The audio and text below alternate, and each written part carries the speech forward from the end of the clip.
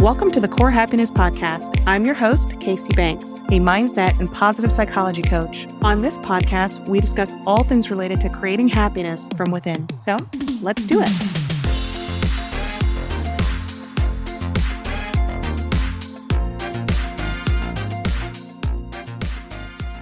Hello, and welcome back to Core Happiness. And if you are joining us for the first time, thank you and welcome. I hope you enjoy what we're about and what we're about to go through. So we're in January, and this is a time where people are really hyper-focused on setting resolutions, New Year's goals.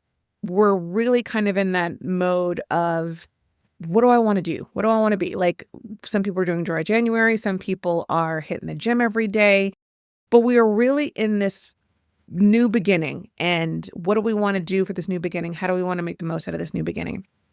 Which is great. However, we are also in a time where, because it's January, we feel like we have to start these new habits and we have to do all of these things now, first. And that creates a lot of overwhelm. So one thing I want to talk about today is just how to give ourselves grace and make sure that we're setting our goals to be substantial, but yet achievable, so we don't fall off. I mean, how many people do you know that start the new year and they're like, okay, I'm going to the gym and I'm going to work out every day and I'm going to walk every day. I'm going to eat well. I'm not going to drink. I'm going to quit smoking. I'm going to, all of these things. And then you talk to them maybe, I don't know, 2 weeks, a month in, and then you're like, how's it going with all of that? And they're like, oh, yeah, I fell off. There's a reason for that. There's a reason, right? Because we can't go from 0 to 60. So one perspective that I wanted to share with everybody is that just because it's the new year doesn't mean you have to start everything on that new year, like in January. For example, even back in the day when Romans used to schedule their new year around seasons. So spring was related to renewals, fresh starts, blossoming, and that's when they had their new year. So obviously, when you think about the financial world, it's very similar, right? A fiscal year starts April, October. So there's no need to rush your plans. New Year should be inspiring, yes, but it doesn't have to be January 1st. It doesn't mean you have to do everything in January. And as we're coming to the end of January, I'm hoping you find this a little bit refreshing, because your new year could be whatever works for you. It could be February, right? Like, what if we use January as a time for looking back at what we've accomplished, looking back at what went well last year, what didn't go so well last year, and then making our plans and maybe starting our new habits in February. And what I want to do is and I'm doing this for myself. I've been doing this for a couple of years now, but it's just so relaxing. It's just so much better. And honestly, it's just not nearly as overwhelming. So reframe January as not the time to just kick off all your habits, but as a time to reset so you can start to build your new habits. That would be my main suggestion. And again, like I said, I've been doing this. This is now 3 years that I've been doing this, and it is so much better. You are able to actually stick with your goals. So, okay, what does that mean? We're going to use this time as a reset and a fresh start. What does that mean? Number one, reflect on the past year. What went well? What didn't go so well? Celebrate anything that did go well. What did you learn? What did you accomplish? What made you feel good? And then look at the things that were the opposite of that. What could you learn? What made you feel really bad that you really hope that you don't want to have to do with again? Is there anything within your control that you can do to not experience that again? Think about things from that perspective. And then connect with your core self. I say this all the time, but if you don't know what your core values are, it's going to feel like you're just constantly lost in the wind. So how do you connect with your core values? Figure out what's most important to you. And then sometimes, whether you don't have to be big into meditation, I am, so I say meditate on things, but you can always just journal it, write it down. You can ask other people who are close to you, family members, significant others, best friends. Ask them if you don't feel like you know. But everybody has core values and things that they hold more important than anything else in the world. That's what you need to connect to, and make sure that you're putting time and effort into those things. Because if you don't, you're going to start to feel lost, honestly. And let's face it, it is so easy to get lost nowadays in today's world. There's so many distractions, so many things going on. You have to remain true to you, but you have to know who that is. And that's a whole other topic that I'm going to get into later. I want to focus on making sure that we're starting this year off right. But try to connect with your core self. And there's so many different resources and things that we've talked about, or you can just visit corehappiness.com. We have so many resources for that. But make sure that you are connecting to your core self. Make sure that you are looking back and being true to what you want and who you are. The next thing that I wanted to bring up is focus on not just what you want to accomplish and not just what your goals are for the year, but focus on how you want to feel. And I'm going to say that again. Focus on how you want to feel when you are setting these goals. So don't just go in and be like, hey, I want to lose 40 pounds this year, so I'm going to start hitting the gym every single day. How do you want to feel? Do you want to feel healthier? Do you want to feel lighter? Do you want to feel more confident? Focus on how you want to feel as your why, not just what the goal is, not just the end goal and the end game.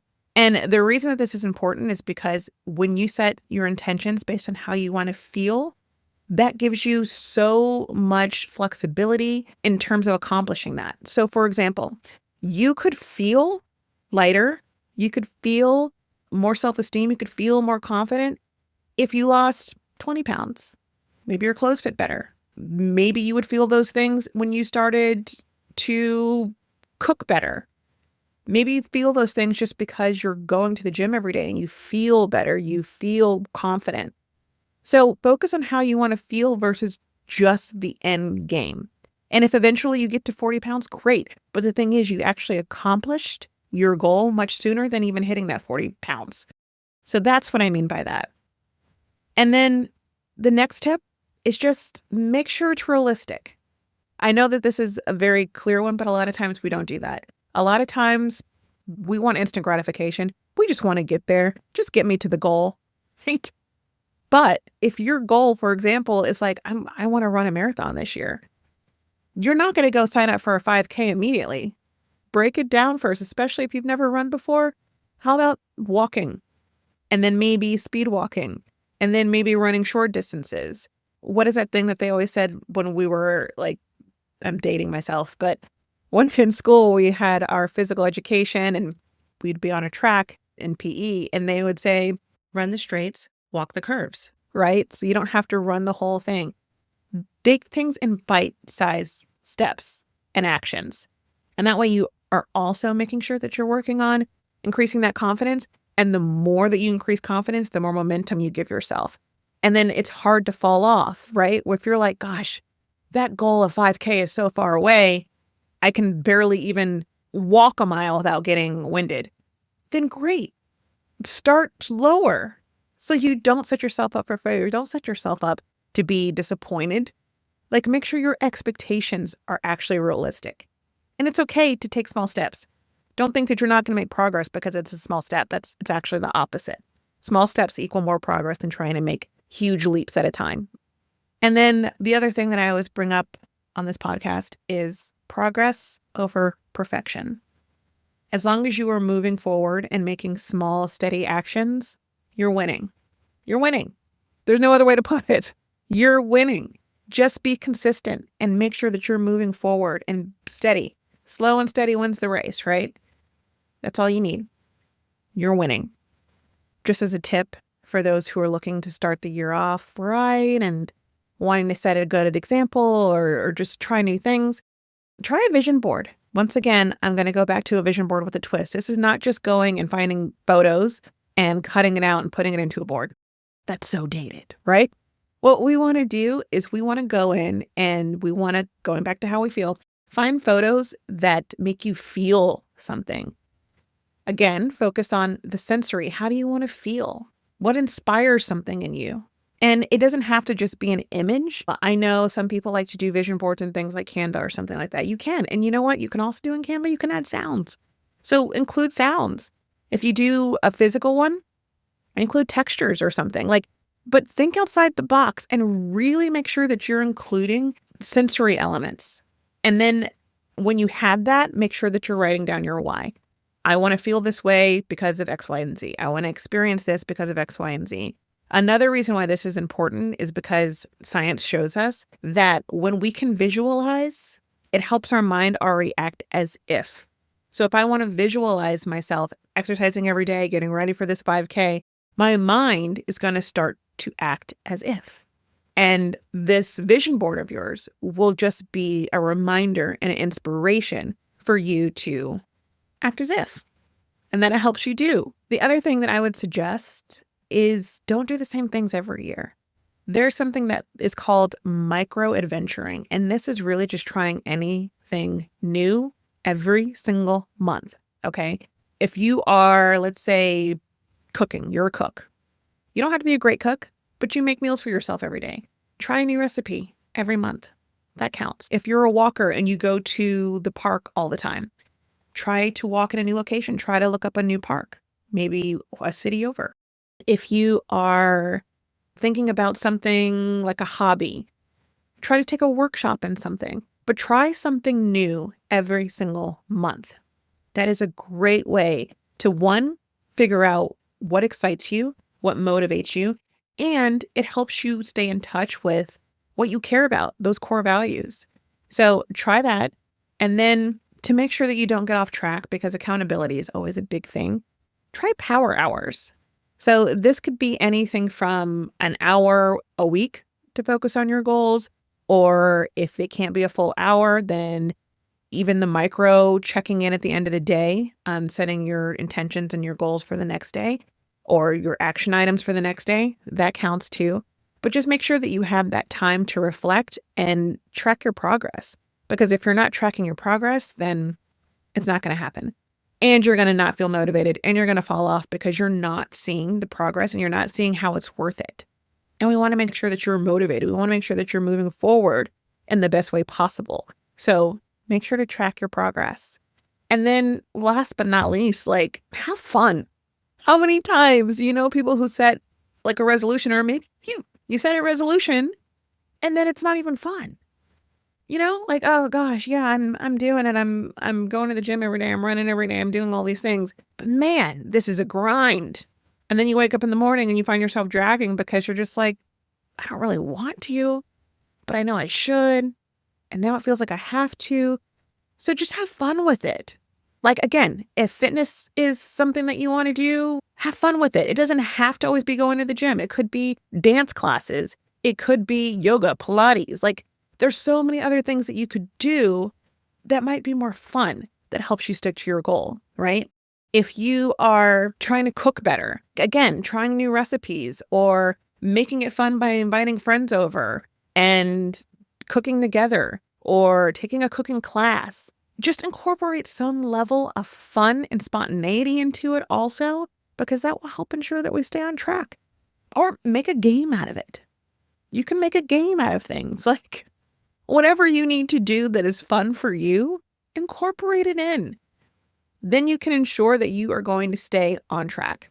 So that's pretty much it. It's just a quick intro to the year. Welcome to 2025. I know that last year was a tough year for a lot of you, and this year hopefully is better. But at the same time, we can only control what we can control. And that is ourselves, our intentions and our actions and our thoughts.